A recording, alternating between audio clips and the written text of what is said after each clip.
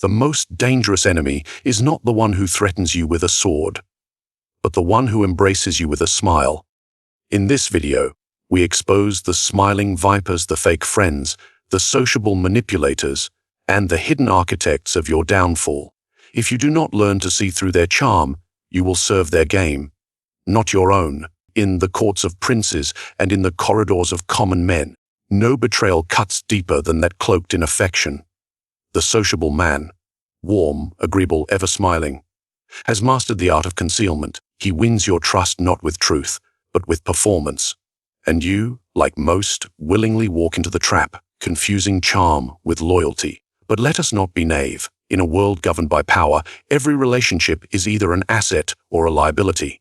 This is not sentiment, it is survival. Today, I shall arm you with the cold clarity needed to navigate these false alliances. To master others, you must first unmask the friend who is actually your rival. They rarely look like enemies. The most dangerous people you will ever meet are not the ones who threaten, intimidate, or challenge you. They're the ones who laugh at your jokes, who compliment your strengths, who seem endlessly agreeable, until the moment they are not. Charm is not proof of character. It is camouflage. You want to believe the friendly man is harmless, that the one who praises you desires your success. That warmth must come from sincerity. But history does not support this fantasy. In courts, councils, and boardrooms alike, the charming have often been the most skilled deceivers. Why? Because flattery disarms. And when you are disarmed, you become compliant. Let us look back. In Florence, there was a diplomat, charming and clever, who flattered every prince he met, until he sold their secrets to their enemies for favor in a rival court. He was never suspected. He smiled too often to be accused. He was invited to every table until his presence destroyed them. Do you think this is ancient history? No. This is human nature repeated. The truly sociable, the ones who study people, master tone, mirror your gestures. They don't need to control you overtly. They let you trust them. And that is their greatest weapon. Think of it, who do you lower your guard around? The cold and calculated, or the warm and engaging exactly. But that trust, built through charm, is not always deserved. In psychology, this is called impression management. A person crafts a version of themselves to be liked, to be admired, to be accepted. It is not authenticity. It is strategy. And when you meet someone skilled in this art, you will not even notice the game has begun. They will laugh when you laugh. They will agree when you speak. They will nod, listen, validate. But behind the curtain, they are collecting data. Every time you open your mouth, they learn what you value, what you fear, what you crave. They are not connecting. They are profiling. And once they know what you need, they offer it artificially. That's how the trap is set. And by the time you realize something is wrong, you've already shared too much, leaned too far, become too dependent. The mask of charm is seductive because it feels good to be seen, to be heard, to be liked. But ask yourself this, is the attention you're getting based on who you are or what they want from you? You see, real connection is rare and slow. It is built in silence, tested through disagreement, and proven by actions, not smiles. But the manipulative charmer moves fast. They flood you with affirmation, knowing that speed bypasses scrutiny. By the time you stop to think, you're already entangled. Remember, in power dynamics, friendliness is often transactional. People do not flatter without a reason. And those who seem most sociable are often those who have learned that power is best taken, not by force, but by affection. You think you're making a friend, but what you're really making is a mistake. And here's where it gets darker. Once you depend on their approval, you begin to modify your behavior. You align your views to match theirs. You prioritize their needs, even when they never asked. Why?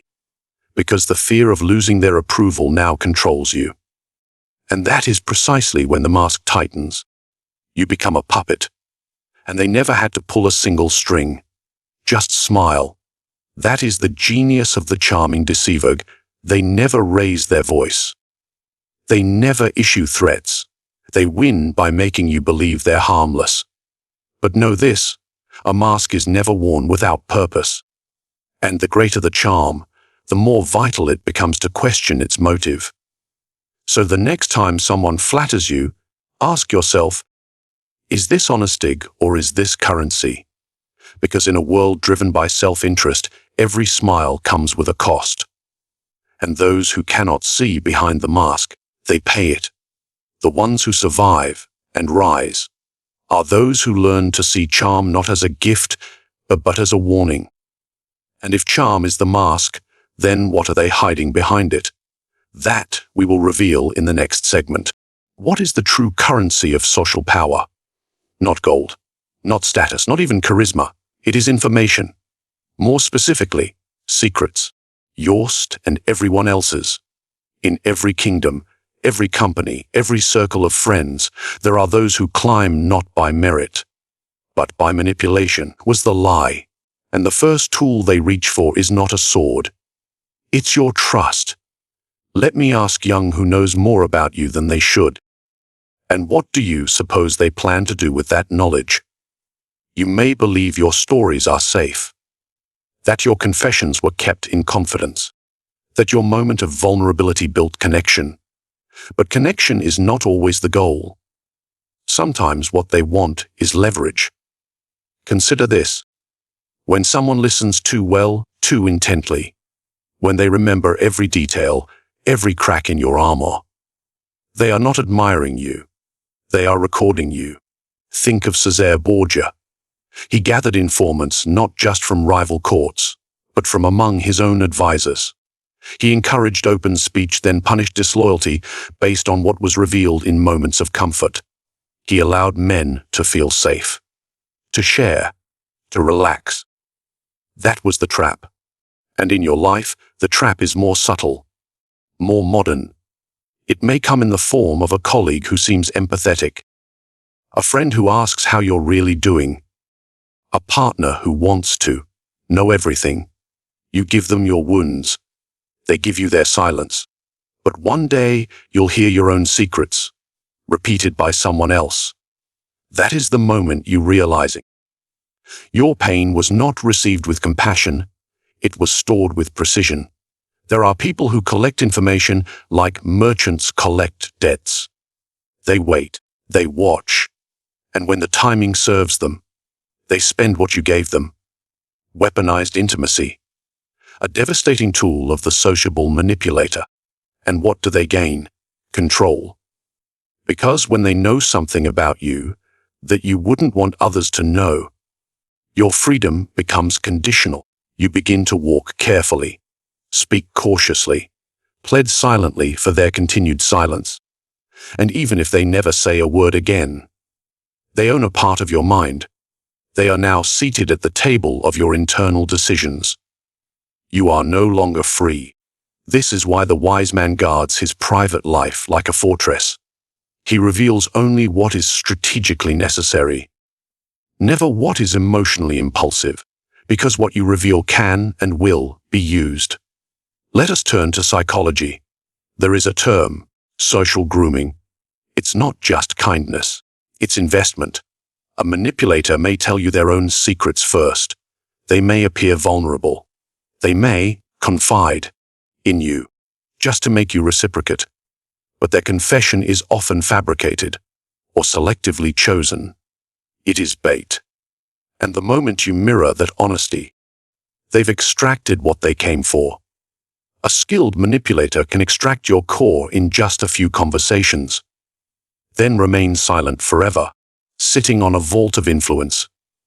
Now you may ask, so should I trust no one? That depends. Do you value emotional comfort more than strategic clarity? Do you wish to be liked, or to remain unconquered? You must decide what game you're playing. In power games, every shared secret is a chip on the table, and every player has a choosing play openly, and be predictably, or play shredly, and become untouchable. Remember, the sociable enemy will not attack you directly. They will simply know enough to never need to. They win by implication, by the knowledge that they could destroy you, if they wanted. So ask yourself now, what have you given away, and to whom? You may find that you're not as privatic as you believed. But if they use secrets as currency, then how do they spend it without revealing themselves?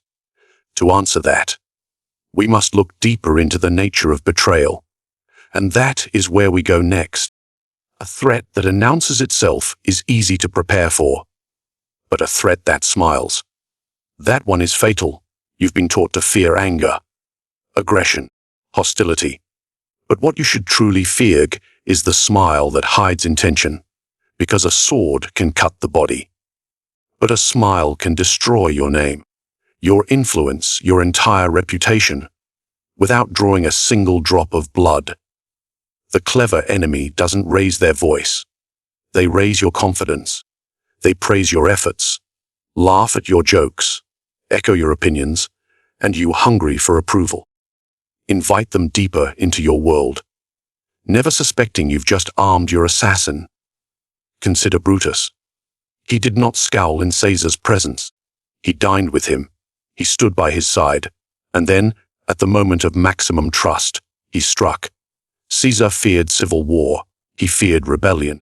But he did not fear Brutus. That was his fatal mistake. Ask yourself, who in your life seems too agreeable, too comfortable in your shadow? Those who fear you do not flatter you. But those who wish to replace you, they do. Because flattery opens doors that force never could. Now let us look at modern manipulation. In corporate halls and political offices, betrayal no longer wears armor. It wears a tailored suit and an effortless smile. The backstabber today doesn't shout. They whisper, not publicly but privately, to the right people, at the right time. And when the damage is done, they arrive with condolences. I had no idea. I hope you're okay. I've always admired you. You think these people are allies, but what they really are is calculated. This is the psychology of covert aggression, a tactic where the attacker uses charm, subtle sabotage, and false support to climb, while appearing blameless. The most dangerous individuals operate in this way, because everyone else believes they are good, and that belief protects them, while they dismantle you piece by piece. So why do they smile? Because the smile makes you lower your guard. It keeps you from suspecting. And as long as you don't suspect, you don't defend. It's an old rule of powering. If you appear harmless, you can strike without resistance. Let me give you a scene. There is a man at your table. He laughs with you, toasts to your success, says all the right things. But at night, he repeats your words, twisted, to others. He raises concerns about your decisions, subtly paints you as unstable, manipulates perception until the room turns cold when you enter it. And you don't understand why. But he smiles at you still. So you blame yourself. You doubt your instincts. And that is exactly what he wants. Because when you begin to question your own perception, he wins twice. Once by attacking, and again by making you feel insane for noticing it. This is not emotional. This is strategic warfare. In warfare, you don't confront a fortified castle. You deceive the guards. You enter as a guest, then burn it from the inside. That is what the smiling traitor does. And your first mistake. You thought their kindness meant safety. But power attracts parasites. And those who want what you have will rarely announce it. They will mimic friendship until the opportunity to strike becomes too perfect to resist. You must become a reader of intention, not tone. You must ask who benefits from appearing close to me? Whose success depends on my failure? These are not cynical questions. They are survival questions, For in the realm of influence, the smiling face often hides the sharpest dagger. Now, here's your reality. People will smile at you while planning your downfall. Not because they enjoy cruelty, but because that is the cleanest kill. The quiet ones, the agreeable ones, the always supportive ones. Study them closely, because while their smile never fadest, it may be hiding something far more dangerous than hatred. It may be hiding ambition. But what happens when you confront them? When you stop smiling back, that is where everything changes. And that is where we go next. There is a reason the wolf does not hunt with the sheep. Solitude is not weakness. It is strategy. In a world where everyone rushes to be seen, was the lie, those who step back, observe, listen, calculate, become the ones who shape the game rather than merely play in it. But you've been told otherwise, haven't you? That isolation is failure, that distance is coldness, that the sociable are the strong. That is the lie, because the crowd is not where power is born. The crowd is where it's diluted. Let me ask you something. When was the last time you were truly alone? Not lonely, but deliberately separate. Not distracted by chatter or flattery. Just still, watching. You see, the sociable man is always surrounded, always speaking, always laughing. But in doing so, he exposes himself. He reveals his thoughts. He overcommits. He relies on others to feel secure. And that dependence, that is the chink in his armor.